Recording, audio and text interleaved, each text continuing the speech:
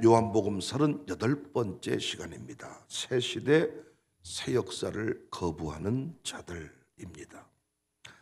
오늘 본문에서 두 종류의 사람을 만날 수가 있어요. 나사로가 살아난 것을 보고 예수님을 믿게 된 유대인입니다. 45절, 마리아에게 와서 예수께서 하신 일을 본 많은 유대인이 그를 믿었다. 우연히 어떻게 하다가 믿게 된 것은 아니고 예수께서 하신 일을 보았다 그랬어요. 여기 예수께서 하신 일을 보았다는 것은 특별한 관심을 가지고 바라보다는 뜻이 있습니다. 그런데 원문에 보면 우리 성경에는 행하신 일 그랬지만 원문에는 행하신 일들 복수로 나오거든요. 그러니까 이 복수의 의미를 좀 정리해 보면 이들은 이 사건만 본 것이 아니라 줄곧 예수님께서 행하신 일을 보고 예수님이 하신 말씀을 들었다가 나사로 사건을 통하여 믿음에 이르게 되었다. 이렇게 우리가 정리할 수가 있습니다. 저는 그래서 우리 자녀들과 함께 변함없이 예배하는 것, 신앙생활 하는 것이 중요하다고 생각해요. 보고 듣는 게 중요합니다. 보고 듣다가 어느 날 어느 시점에 믿음에 이르게 되는 겁니다. 모태신앙이 무서운 게 뭐라 그랬어요? 평상시에는 메가리도 없고 믿음이 있나 없나 부모님이 봤을 때 답답하기 짝이 없는데 보고 들었던 게 있습니다. 어느 날 부르심 앞에 돌이켜서 믿음에 이르게 됩니다. 그래서 우리가 함께하는 게 중요한 것 같고요.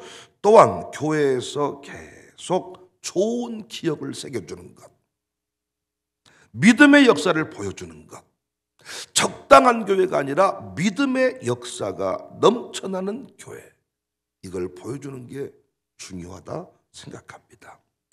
또 한 부류의 사람이 있었는데요, 고발하는 자들이 있었습니다. 이 나사로의 사건을 보고 예수님을 믿게 된 유대인이 있었고 이 사건을 고발의 건수로 잡은 자들이 있었습니다. 46절, 그 중에 어떤 자는 바리새인들에게 가서 예수께서 하신 일을 알리니라. 결국 고발했더니 사내들인 공회가 소집이 됩니다. 47절, 이에 대제사장들과 바리새인들이 공회를 모으고 이르되 이 사람이 많은 표적을 행하니 우리가 어떻게 하겠느냐? 만일 그를 이대로 두면 모든 사람이 그를 믿을 것이요 그리고 로마인들이 와서 우리 땅과 민족을 빼앗아 가리라. 결국 이들이 모여서 결의한 일이 뭐냐? 예수님 발견되면 다 신고해라. 이 결의를 했습니다. 57절, 이는 대제사장들과 바리새인들이 누구든지 예수 있는 곳을 알거든 신고하여 잡게 하라 명령하였습니다. 이 명령을, 이 조문을 만들기 위해서 이들이 모인 것입니다. 그렇다면 왜 이들은 기적을 일으킨 예수님을 잡으려고 했을까요? 아니 그냥 보고 믿으면 되지 왜 잡어? 뭘 고발해? 왜 그랬을까요? 이유는 본문에 나옵니다. 표적을 행하는 예수님을 그대로 두면 예수님 믿는 사람이 많아져서 이스라엘 전체와 성전을 빼앗겨 버린다고 생각을 했습니다. 그러니까 지금의 삶이 지금의 이 어떤 질서가 뒤집어지면 안 된다 생각하는 사람들이죠. 그러니까 이들이 새로운 정보 유입을 좋아하겠어요? 맞겠어요? 원천 봉쇄하겠지요. 새 시대가 열리면 안 되는 겁니다. 예수의 시대가 열리면 안 되는 겁니다. 왜? 이들의 기득권이 깨져버리기 때문입니다. 그러니까 이들의 관심은 사실이나 진실에 있지 아니하고 자신들의 생존에만 관심이 있는 거예요. 예수님의 표적 문제를 진실의 관점이 아닌 정치적 관점, 생존의 관점에서만 본 것입니다. 제가 목회해 보니까 교회 안에 분명히 두 종류의 사람이 있어요. 목사가 설교할 때 그대로 믿는 사람이 있어. 그대로 믿어. 목사가 어떤 표적을 일으켰을 때, 교회가 어떤 표적이 일어났을 때 진심으로 기뻐하는 자가 있어. 반면에 설교할 때 의심하면서 정치적으로 생존의 관점에서 보는 것입니다. 설교를 하면 그냥 아멘, 오, 오늘 말씀 참 좋았어, 이렇게 하는 게 아니라 왜 나를 치시네, 내 아내를 치네, 내 남편을 치네, 또 내 아들을 치네, 정치적인 관점에서, 생존의 관점에서 설교를 듣는 겁니다. 이 사람들의 특징은 헌신과 봉사는 싫어. 교회가 자기의 이름을 필요로 할 때, 자기의 몸을 필요로 할 때 내어주기는 싫은데 자리는 차지하고 싶은 겁니다. 성도만 그렇습니까? 목사님들도 지도자들도 마찬가지입니다. 새 시대가 열리면 어때요? 자신의 자리가 없어지는 거예요. 이대로 내버려두면 원래 내가 올로 취급받고 내가 여기 온 뿌리 취급받는데 새 시대가 열리면 어때요? 개혁이 막 일어나고 역사가 일어나면 내 자리가 없어질 것 같으니까 반대를 하는 겁니다. 정치적으로 해석을 하는 겁니다. 이 이야기 쉽도록 하기 위해서 나라사랑 기도 포럼만 해도, 아니 그 모임은 누가 주도하면 되겠습니까? 그 모임은 누가 중심에 서면 됩니까? 의외로 간단합니다. 국회의원이 그 모임의 중심이 아니라 기도회에 가장 많이 참여하는 교회, 그 기도회를 진심으로 사랑하는 교회, 그 기도회를 진심으로 사랑하는 지도자, 그들이 끌어가면 되는 거예요. 그런데 주도하는 일, 기도 모임에 많이 참석하고 기도에 나와서 많이 헌신하니까 정치적으로 해석을 해요. 자리를 차지할란갑다. 뭔가 꿍꿍이 속에 있는갑다. 우리 교회가 밥을 대접하겠습니다. 그럼 먹고 기도 열심히 하면 된다, 이렇게 축복하면 되는 것이 아니고 정치적으로 해석하는 사람이 있다니까요. 왜 그렇게 한대? 배 목사가 왜 그런데? 청사교회가 언제부터 나라사랑 포럼의 중심에 섰대? 이렇게 해석을 한다고요. 그리고 뼈딱하게 얘기하는 사람들이 있다고요. 그 사람들은 뭐에 관심이 있는 거예요? 기도에 관심이 있는 게 아니라 자신의 자리에 관심이 있는 거예요. 왜? 백 목사와 아직 내가 친하지 않은데 청사교회가 중심에 서면 우리는 조용히 뒷방 노인네 취급받지 않겠는가? 그런데 기도하는 사람은 어떻습니까? 그런데 관심 없어요. 기도 못하게 하면 조용히 내려놓습니다. 그러나 처음부터 기도에 관심 없는 사람은 기도를 지속할 수 있는가가 중요한 게 아니야. 이 모임이, 내 자리가 계속할 수 있는가에 관심이 있는 거예요. 교회적으로도 교회 부흥이 중요하지 않아. 체험관 건축이 중요하지 않아. 마룻밭 스테이가 중요하지 않아. 새 가족이 오는 것도 중요하지 않아. 내 자리가 그대로 있는가가 중요한 거예요. 내 자리가 이태로우면 다 싫어. 사역도 싫고 스테이도 싫고 참 건축도 싫고 아무것도 싫어. 헌금도 하기 싫고 헌신도 하기 싫은데 내 자리는 있어야 돼. 이런 사람은 모든 행동을 정치적으로 해석합니다.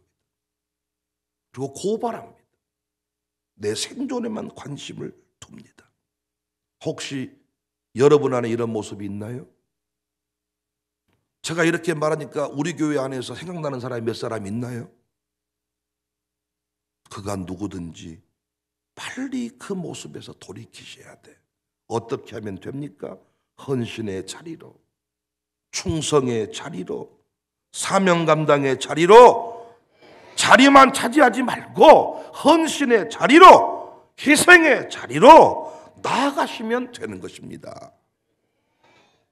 당시 대제사장 가야바가 이 모습에 이 예수님을 잡자, 예수님을 그냥 두면 안 된다, 이렇게 모였어요. 이렇게 의견을 가져오니까 대제사장이 잘못됐다, 그러면 안 된다, 이렇게 말한 게 아니고 맞다, 예수님 처리하자, 이렇게 찬성 발언을 합니다. 어떤 회의를 주도할 때 이끌어가는 회장, 노회장, 이 의도가 중요해. 어떻게 회의를 끌고 가겠다고 하면 끌고 가는 거야. 그렇게 49절에 보면 그 중에 한 사람 그 해의 대제사장인 가야바가 그들에게 말하되 너희가 아무것도 알지 못하는도다. 한 사람이 백성을 위하여 죽어서 온 민족이 망하지 않게 되는 것이 너희에게 유익한 줄을 생각하지 아니하는도다. 예수 죽여야 된다는 거예요. 너희들이 뭐 그 부분에 대해서 잘 모르는 것 같다. 이거 중요한 문제다. 그런데 참 재밌는 게 뭔 줄 아세요? 이 대제사장 가야바는 예수님을 희생양 삼자라고 얘기한 것이었는데 이 발언은 결국 예수님의 사역이 어떠한 것인지를 애언해주는 꼴이 돼버렸어. 이해되십니까? 다시 볼까요? 49절. 그 중에 한 사람 그 해의 대제사장인 가야바가 그들에게 말하되 너희가 아무것도 알지 못하는도다. 한 사람이 백성을 위하여 죽어서 온 민족이 망하지 않게 되는 것이 너희에게 유익한 줄을 생각하지 아니하는도다. 51절. 이 말은 스스로 함이 아니요 그 해의 대제사장이므로 예수께서 그 민족을 위하시고 또 그 민족만 위할 뿐 아니라 흩어진 하나님의 자녀를 모아 하나가 되게 하기 위하여 죽으실 것을 미리 말함이러라. 그러니까 이 가야바는 희생양 삼아서 죽여야 된다. 이 한 놈 살려두면 공동체가 무너진다. 니들이 잘하고 있다. 혹시 다른 맘 품고 있으면 니들이 모르고 있는 거다. 죽이자. 이렇게 얘기를 한 건데 참 재밌는 것은 이것이 예수님의 죽음이 어떠한 죽음인지를 미리 예언하는 이야기가 되어버렸다는 거예요. 예수님이 죽어서 온 민족이 망하지 않게 되는 것이다. 이렇게 예언하는 것이 되었다라고 다시 해석을 하고 있잖아요. 사랑하는 여러분, 여기서 우리는 또 중요한 메시지를 하나 발견하죠. 어떤 상황에서도 진리는 드러납니다. 그래서 사람들의 눈치를 보지 말고 진리 편에 서세요. 내가 이 사람하고 친하냐 안 친하냐 이걸 따지지 말고 진리 편에 서세요. 내 고모고 내 이모고 내 삼촌이어도 진리 쪽에 서 있지 않으면 그쪽 가면 안 되는 거야. 진리 편에 서야 돼. 진리 편에. 우리가 코로나 시대를 지날 때 정부가 방역 대책이라고 내놓은 것은 결국은 마귀가 교회를 무너뜨릴 때 쓰는 방법이었거든요. 모이지 말라, 통성기도 하지 말라, 밥 먹지 말라, 찬양대 우정하지 말라. 기억나시죠? 어떤 종교도 여기에 대해서 걸리는 바가 없어. 근데 우리 기독교는 다 걸려. 우리는 뭐 해야 돼? 통성기도 해야 돼, 밥 먹어야 돼, 찬양대 없으면 예배가 아니야. 어느 순간 지나니까 여기에서 마귀의 괴계가 있음을 깨닫게 되었지요. 이때 우리는 사람들의 말을 따르지 않고 진리 편에 섰어요. 또 보세요. 정부가 나쁘다고 팍 드러낸 교회, 나쁘다고 처벌을 했던 교회, 시간이 흘러서 그 교회가 광주의 중심교회다라고 선언하는 꼴이 되어버렸지요. 똑같잖아요. 가야바가 예수님을 죽이자고 말한 사건, 이 희생양을 삼아서 죽여야 우리 민족이 산다 얘기했던 그 이야기가 예수님이 십자가에 죽어서 온 민족을 살게 한다, 이걸 애언하는 소리가 되어버렸다는 거예요. 앞으로 광주의 중심교회가 어떤 교회일지, 송동중앙교회도 광주시장에 와가지고 피켓 들었어. 예배를 드리지 말라고. 시장이. 광주청사교회, 광산구청이 문제가 아니라 시청으로 넘어갔어. 그런데 광주광역시 방역대책팀장이라고 전화번호 입력돼 있는 그 번호가 최근에 어떤 우리 교회 관련된 다른 일로 만났는데 아니 그분이더라고. 진짜. 근데 거기다가 광주광역시 방역팀장이라고 써놨거든요. 근데 재밌는 것은 제가 그분 앞에 쫄지 않았다는 거예요. 제가 고백했던 대로 카메라 기자들이 5대인가 교회 앞에 돌르고 있어서 그때 은혜체풀 앞에 차려놓고 내가 5분 늦게 못 내린 거 외에는 내가 시청 직원들 쫄지 않았어. 재밌는 것은요, 정부가 나귀를 찍고 죽여버리겠다고 했던 교회들이 다 시대의 중심. 부산도 세계력교회라고요. 세계력교회라고 중심에서 버렸습니다. 정부가 이상하다고 말한 그 교회가 궁극적으로는 그 교회가 진짜 왜?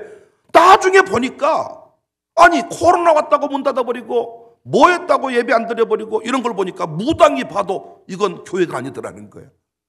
자기들의 인생의 위기를 만나보면요, 진짜 기도 부탁을 누구한테 하겠어요? 위기를 만났을 때 어디로 기도하러 오겠어요? 그때는 요겠지만, 그때는 계란을 던졌지만은 자기 인생의 진짜 위기를 만나면 어떤 교회 살아있다고 말하겠냐고요. 우리가 그 평생 무당했던 그분이 와서 했던 말 기억나십니까? 무당은, 귀신은 비가 오나 눈이 오나 바람 부나 자기들이 가서 신을 섬겨드렸는데 어떻게 크신 하나님은 코로나라고 예배를 안 드리고 이럴 수가 있는가? 자기 교회 담임 목사님한테, 큰 교회 부산에 담임 목사님한테 계속 예배 안 드리면 나 교회 옮깁니다. 우리 기억하시잖아요. 진실은 드러나게 돼 있습니다. 자기들은 욕했지만은 역설적으로 그것이 하나님의 칭찬이 되었고 위로가 되었습니다. 부디 현실에 편승하여 살지 마십시오. 현실주의자, 기회주의자가 되지 마십시오. 어제 어떤 분과 그런 얘기를 했는데요, 어떤 회의를 할 때요, 찍소리 말 한마디 안 해. 그래서 어떤 분은 딱 손을 들고 말해. 그런데 그 자리에서 그 의견이 관철되지 않아. 그러면 씩 웃고, 그러면 말고요, 뒤돌아서서 열심히 그 모임에 참석해. 그런데 그 회의 중에 말 한마디 안 해. 그런데 회의 끝나면 집에를 안 가. 다 3, 4 모여서 지들끼리 회의를 또 해. 나쁜 놈들입니다. 현실주의자들. 뭐 말하라 그러면요, 절대 먼저 말 안 해. 아는 거야, 분위기를. 먼저 말했다가는 몸에 맞을 것을 아니까. 아니, 찬성을 하든 반대를 하든 먼저 말할 기회가 왔으면 먼저 말을 하고 얘기를 들어보고 내 의견이 관철 안 됐으면 따라가는 거고, 어떤 문제에 대해서 옳다 싶으면 말하는 거고. 현실주의자, 기회에 어떤 그 편승하며 살아가는 사람들, 사랑하는 여러분, 우리 교회는 현실주의자가 되지 말고 현실에 편승하여 살지 말고 진리 붙들고 살아갈 수 있기를 바랍니다. 자리에 연연하지 맙시다. 헌신하고 충성하면 되는 거지. 자리가 중요합니까? 청사교회 자리가 있으면 가고 자리가 없으면 안 가고 그것이 기도하는 교회입니까? 아닙니다. 기도할 수 있으면 어디든지 가는 겁니다. 버림받을 것을 두려워하지 말고 사명을 붙드세요. 다윗이 외쳤잖아요. 자기도 나이 들어가니까 버림받을 것이 두려워서 주여 나를 버리지 마세요. 시편 71편 18절에 하나님이여 내가 늙어 백발이 될 때에도 나를 버리지 마세요. 백발되어서 버림받는 사람들이 있습니다. 왜 그렇습니까? 내가 주의 힘을 후대에 전하고, 후대에 무엇인가를 전할 것이 없는 사람은 백발되면 빨리 죽어야지요. 힘들잖아요. 백발되어 사는 게 얼마나 힘듭니까? 100살 넘어 사는 교수님 얘기 들어봤더니 씹는 게 힘들대, 눈 뜨는 게 힘들대, 밤에 누울 때 사지가 아프대. 그런데 또 다른 분들이 이 100년을 더 사세요, 뭐 50년을 사세요. 그 인사에 기꺼이 기쁨으로 화답할 수가 없대. 100살을 넘겨보니까 사는 게 힘들대. 그런데 힘들어도 살아야 되겠다 맘먹는 것은 사명이 있을 때 돼요. 내가 주의 힘을 후대에 전하고 주의 능력을 장래의 모든 사람에게 전하기까지, 나는 주일 성수를 후대에 전하기까지, 필리핀 선교를 완수하기까지 나를 버리지 마세요. 백발되어 늙어도 나를 버리지 마세요. 신앙생활하면서 모든 것을 정치 쟁점화하지 마세요. 어떤 분이 카페에 딱 모여있으면 또 저것들은 뭐 수근수근 되고 있네, 저거 또 정치하고, 그렇게 하지 말라고. 목사가 뭔 얘기를 하면 정치적으로 해석하지 마세요. 딱 국회의원 아니니까. 정치인들은 말을 애매하게 하잖아요. 해석을 막 MBC, KBS, SBS 다 다르게 하도록. 나는 그렇게 말한 적이 없습니다. 싹 빠져나가려고. 꼭 미꾸라지 새끼 같아요. 지도자한테 새끼라 그래서 미안한데 하는 짓거리가 꼭 잡으면 쪽, 잡으면 쪽. 그러니까 빠져나가게 말을 하는 거야. 목사가 지금 정치하는 거 아니잖아요. 나를 치네? 뭘 쳐? 내 야구 선수입니까? 생존의 관점에서 이렇게 받아들이지 말라고요. 신앙생활 잘하세요. 그냥 말씀을 말씀으로 받으세요. 표적을 표적으로 보세요. 새가족을 새가족으로 보세요. 카페에 차 마시고 있으면 그냥 차 마시는 곳으로 보세요. 저것들이 또 작당 모의 하고 있네. 니나 작당 모의 하지 마라. 또 모이면 저것들도 파당을 짓네. 정치적으로 해석하지 마라. 그냥 차 마시는구나. 그냥 만났구나. 그냥 목사님이 설교하시는구나. 그냥 눈물 흘리면 목사님 눈물로 기도하실 일이 있구나. 정치적으로 해석하지 마라. 새가족의 헌신도 축복해라. 저것이 왜 오자마자 헌금하지? 저것이 왜 오자마자 새벽기도 나오지? 저것이 왜 오자마자 목양실을 들락달락하지? 보지 마라. 정치적으로 축복하는 거야. 축복. 새가족을 죽인다고 새 시대가 안 오는 거 아닙니다. 명언 아닙니까?